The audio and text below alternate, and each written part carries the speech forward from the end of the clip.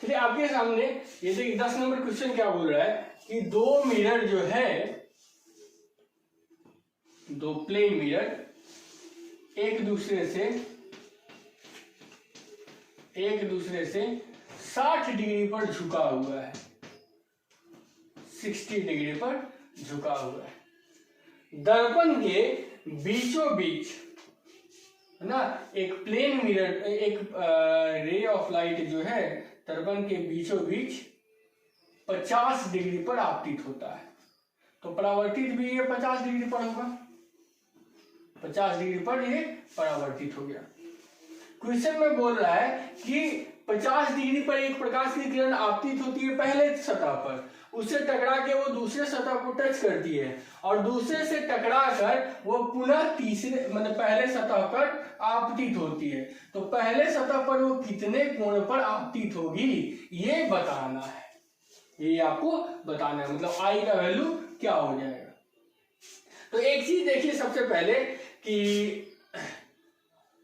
ये यहां से यहां तक 90 डिग्री होता है, तो जब ये 90 डिग्री होगा तो ये 50 है तो ये कितना हो जाएगा 40 डिग्री हो जाएगा, ये कितना हो जाएगा 40। अब किसी भी त्रिभुज का कोण जो तीनों कोणों का योग 180 डिग्री, तो 60 और 40 100 हुआ तो ये कितना हो जाएगा 80 हो जाएगा। अब देख लीजिए तो ये ग्लांसिंग एंगल हो गया, तो ग्लांसिंग एंगल हो गया इस सतह के लिए आपतित किरण और ये परावर्तित किरण, तो आपतन कोण परावर्तन कोण के बराबर होता है, ये 80 तो ये भी क्या हो जाएगा 80। अब किसी भी सरल रेखा पर टोटल जो है कि अब ये 80 है तो टोटल 90 होता है, तो ये कितना हो जाएगा 10 और ये कितना हो जाएगा 10, मतलब आपतन कोण 10 डिग्री का और परावर्तन कोण 10 डिग्री का। तो देख लीजिए तो एक चीज देखिए यहाँ पे ये 40 है तो ये भी 40।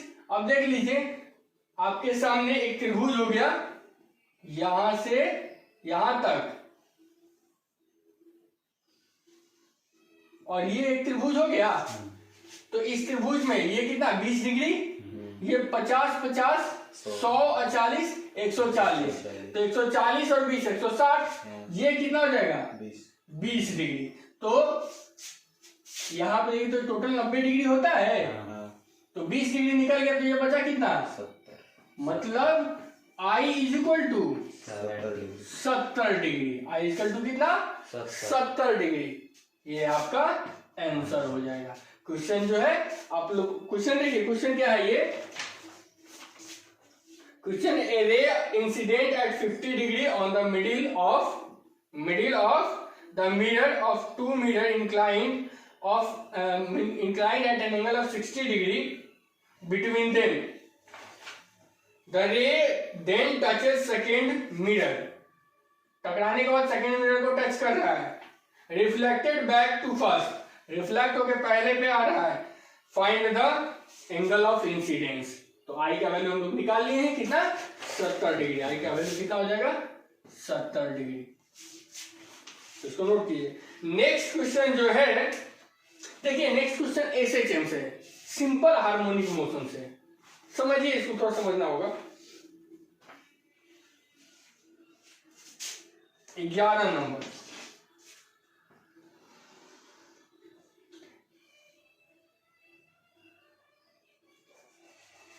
एक प्लेन मिरर है, ये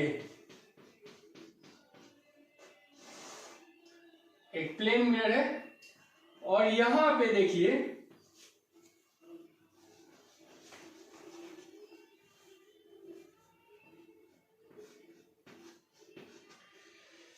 ये एक मास है m, ठीक है, ये स्प्रिंग से जुड़ा हुआ है और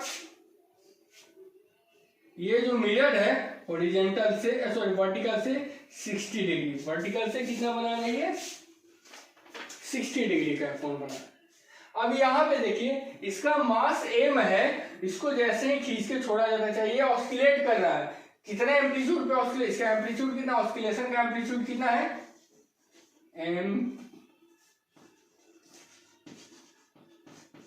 amplitude of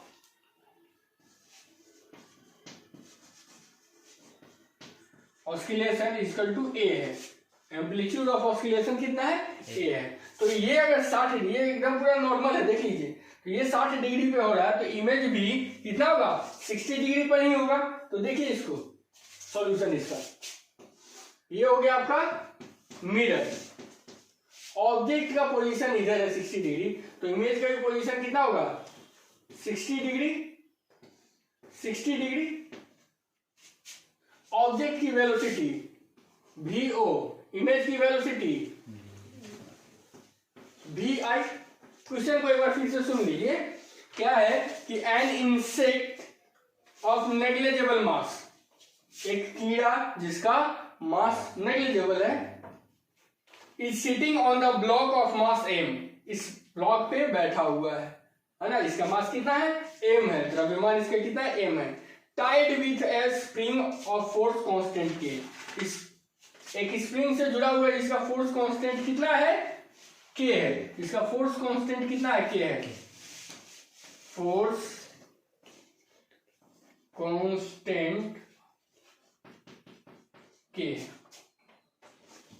the block performs SHM with amplitude a, ये ब्लॉक जो है सिंपल हार्मोनिक मोशन जो है प्रोड्यूस कर रहा, मतलब कि शो कर रहा है, जिसका एम्पलीट्यूड कितना है, a है, in front of a plane mirror placed as shown, एक समतल दर्पण जो जिस तरह दिखाया गया है ना, इसके सामने SHM ये दिखा रहा है, शो कर रहा है। तो speed of insect relative to its image, इस इंसेक्ट का, इस कीड़े का जो वेलोसिटी है इसके इमेज के रेस्पेक्ट में कितना होगा, ये निकालना है। तो जो अभी एक चीज देखिए कि जो स्पीड इस कीड़े का होगा वही स्पीड इसके इमेज का होगा, है ना, VO बराबर VI। अच्छा, V बराबर R ओमेगा होता है ना, बराबर R ओमेगा।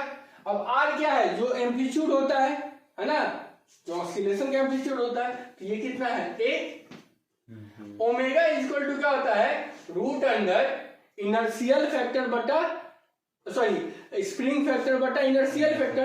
तो स्प्रिंग फैक्टर कितना है, K बटा इनर्शियल फैक्टर कितना है, मास M। ये ऑस्किलेशन जो आप लोगों को वीडियो पढ़ाए हुए हैं, है ना, ऑस्किलेशन जो चैप्टर पढ़ाए वीडियो में है उसमें देख लीजिएगा, है ना, ये पढ़ाया हुआ है। तो A root under K by M हो गया, तो इमेज का भी हो गया और ऑब्जेक्ट का भी हो गया। अब एक चीज देखिए कि ऑब्जेक्ट 60 डिग्री बना रहा है और इमेज 60 डिग्री बना रहा है, तो इमेज और ऑब्जेक्ट के बीच में टोटल एंगल कितना बन रहा है, 120 डिग्री।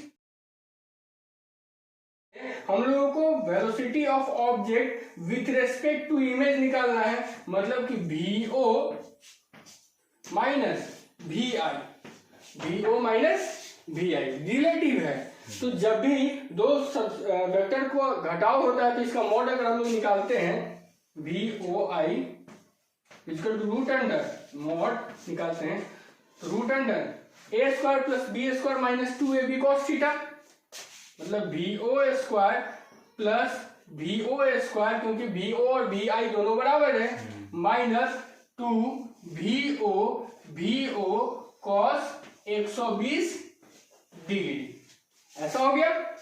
तो VOI बराबर कितना आ जाएगा, root under 2VO square minus, अच्छा cos 120 डिग्री का वैल्यू कितना होता है, -1/2 होता है, तो minus minus plus 2VO square 1/2 cut गया, तो कितना हो गया, √3V0, क्योंकि V0 स्क्वायर से रूट हट जाएगा और V0 का वैल्यू कितना है, √3A रूट अंडर K/M, ये आपका वैल्यू हो जाएगा। फिर से समझ लीजिए इसको कि एक प्लेन मिरर है जो कि कुछ एंगल पे हॉरिजॉन्टल से टिका हुआ है, उसके बाद एक स्प्रिंग जिसका स्प्रिंग कांस्टेंट कितना है, K है, उससे एक ब्लॉक जिसका मास M है जुड़ा हुआ है, और ये इसके ऊपर एक कीड़ा बैठा हुआ है।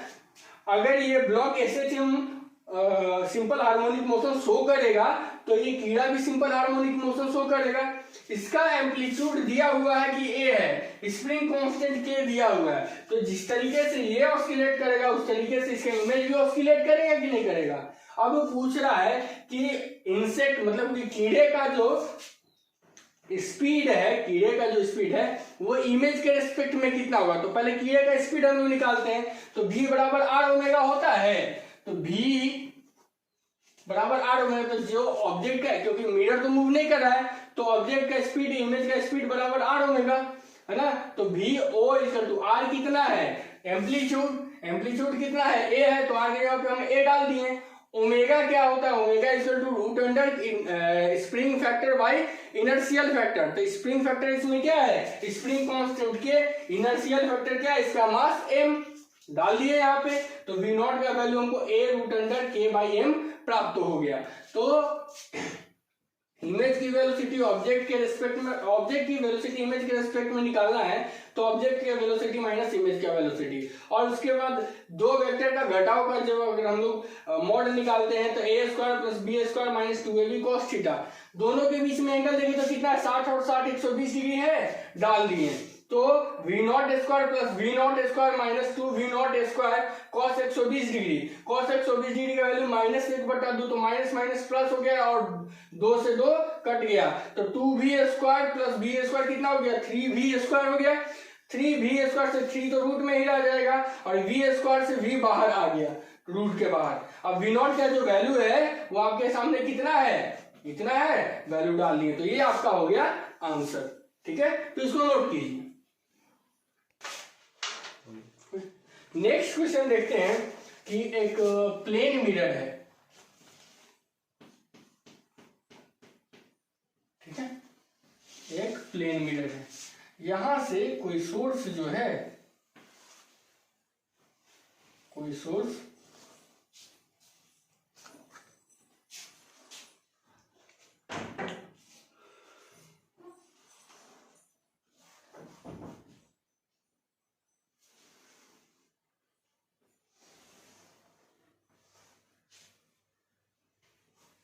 इंसिडेंट रिफ्लेक्टेड,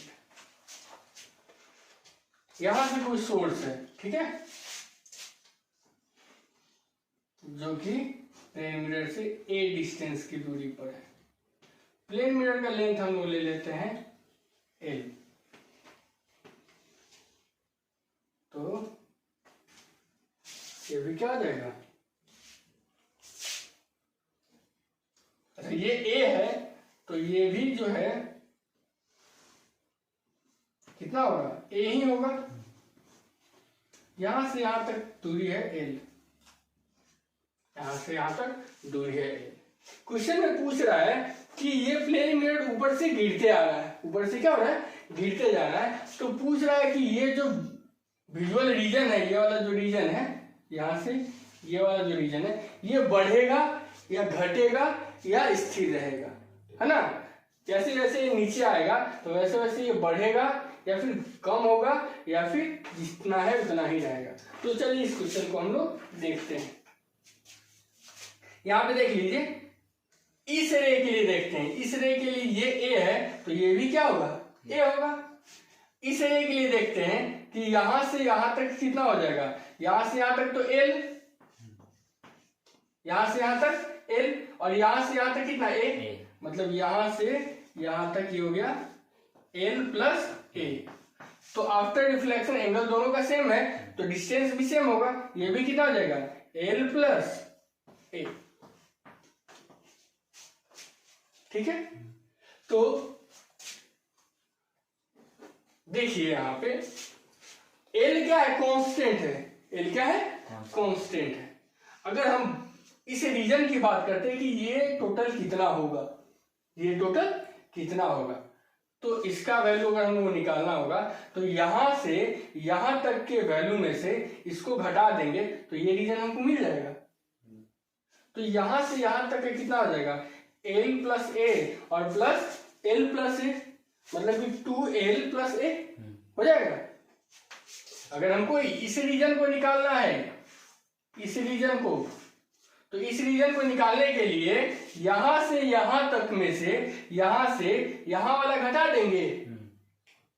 तो यहां से यहां तक कितना है देखिए, तो l प्लस ए और l प्लस ए कितना 2l प्लस ए, और इसमें से क्या माइनस करेंगे इतना a प्लस ए 2a, यही ना हो जाएगा विजुअल।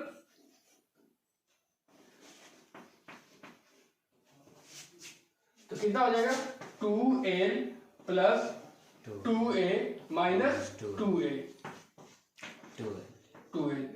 तो l जो है मिरर का लेंथ है, ये तो चेंज नहीं करेगा ना, ये चेंज करेगा क्या? तो जब ये चेंज नहीं करेगा और 2 भी चेंज नहीं करेगा तो दोनों क्या हुआ कांस्टेंट हुआ ना।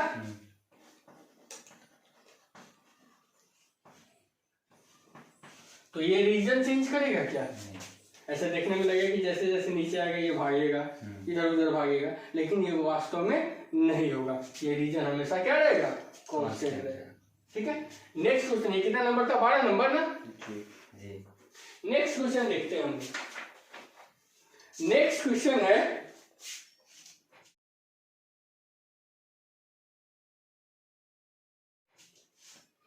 कि अच्छा देखिए, ये हम लोग रोटेशन से इसको रिलेट करते हैं।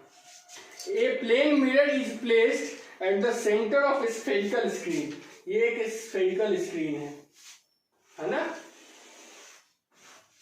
स्फेरिकल स्क्रीन है। यहां पे एक प्लेन मिरर रखा गया है, किसी भी चीज के आधार पे टिका हुआ हो। अब इस पे जो है लाइट फॉल कर रहा है, जैसे ही एक लाइट का एक बीम जो है वो फॉल कर रहा है, लाइट का एक बीम कहीं से फॉल कर रहा है। तो ये मिरर जो है वो n रिवोल्यूशन पर सेकेंड करता है, मतलब कि मिरर जो रोटेट करने लगता है, मिरर क्या करने लगता है रोटेट करने लगता है। तो मिरर का रोटेशन का जो फ्रीक्वेंसी है वो कितना है n है।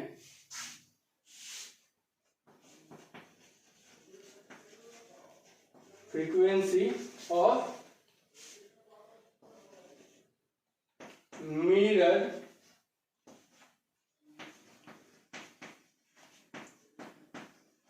बराबर n है ना। तो पूछ रहा है the speed of light on the screen after reflection from the mirror. Mirror से रिफ्लेक्शन के बाद जो स्क्रीन पे जो रे पड़ेगा उसका स्पीड क्या होगा। तो यहां पे रोटेशन हो रहा है, देखिए इसको ट्रिक से बना सकते हैं हम लोग।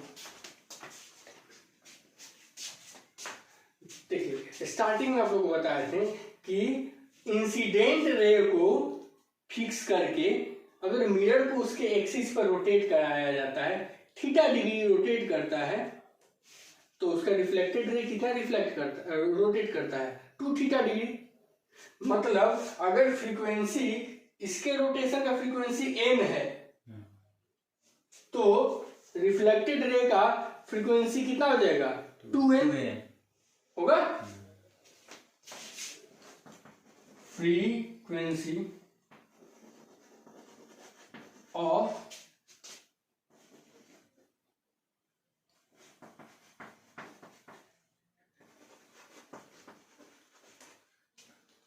इसको टू कितना आ जाएगा 2n।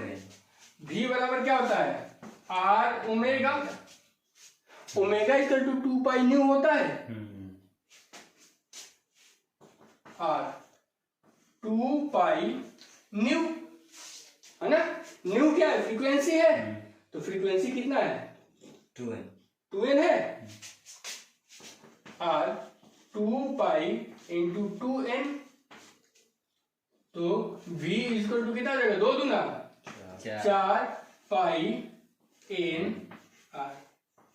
ये आपका आंसर हो जाएगा। ये आपका क्वेश्चन नंबर 13। नोट कीजिए तो इसको। अब देखते हैं हम कितना 13 नंबर हो गया था ना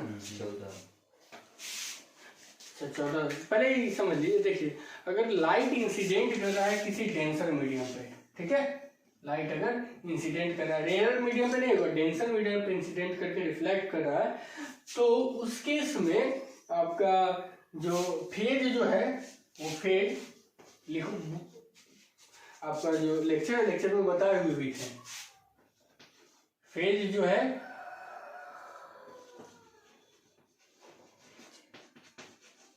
ये क्वेश्चन पूछा हुआ भी है, टेस्ट में आपके क्वेश्चन पूछे हुए थे। पाई या 180 डिग्री का चेंज होता है फेज में। अच्छा, पाथ में कितना चेंज होता है?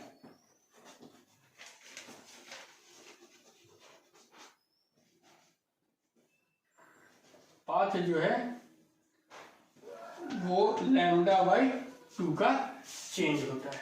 ठीक है, इसको नोट कर लीजिए। नेक्स्ट क्वेश्चन जो है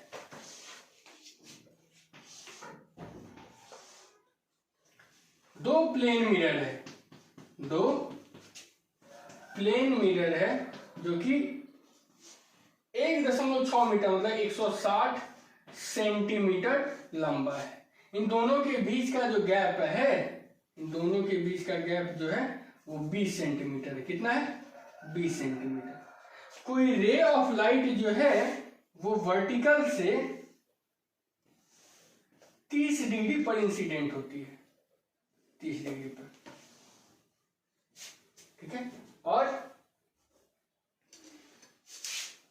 रिफ्लेक्ट होते हुए एक दूसरे सरफेस से रिफ्लेक्ट होते हुए निकल जाती है। तो पता करना है कि कितनी बार रिफ्लेक्ट होगा, ठीक है। तो उसके लिए हम लोग क्या करेंगे, ये पूरा का पूरा लेंथ L है, और ये जो लेंथ है इसको हम लोग मान लेते हैं L0। इसको कितना मान लेते हैं? L0।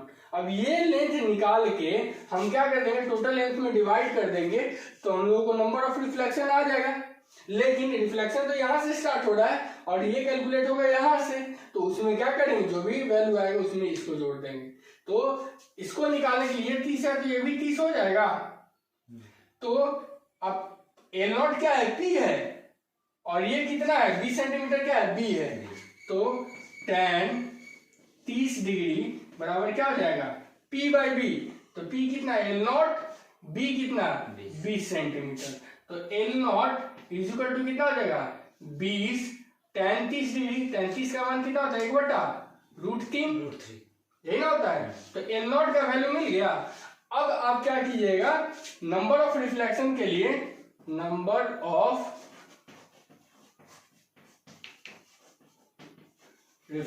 लिए आप क्या कीजिएगा, n = 1 प्लस, क्योंकि एक तो यहाँ पे लगा हुआ है वो नहीं ना काउंट होगा, तो इसलिए 1 प्लस टोटल हाइट कितना, टोटल लेंथ कितना? 160 बटा ये कितना हो जाएगा? 20√3।